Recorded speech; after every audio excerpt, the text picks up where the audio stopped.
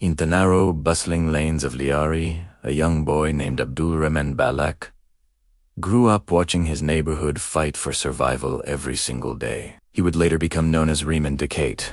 But back then, he was just a child trying to make sense of a world that wasn't kind. Lyari, at that time, was a place where powerful groups dictated the rhythm of daily life.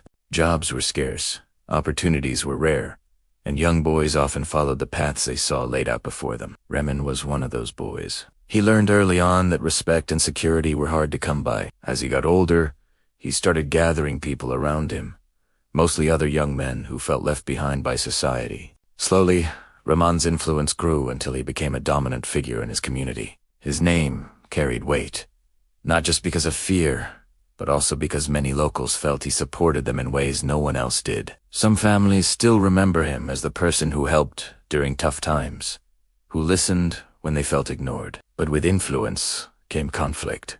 Rival groups weren't happy with his growing power, and the tension in Lyari escalated. The area became known for its unrest, and the authorities began to focus their attention on those who held sway in the community, including Rehman. His life turned into a constant balancing act between staying safe and staying relevant. As the years went by, he started looking for a different kind of power, one that went beyond the streets. Rumors began to circulate that he was trying to build political connections, aiming to shift the balance of power in Karachi. To some, this was a sign of ambition. To others, it was a direct threat. Eventually, the rivalries, his rising influence, and the mounting pressure from law enforcement all came to a head.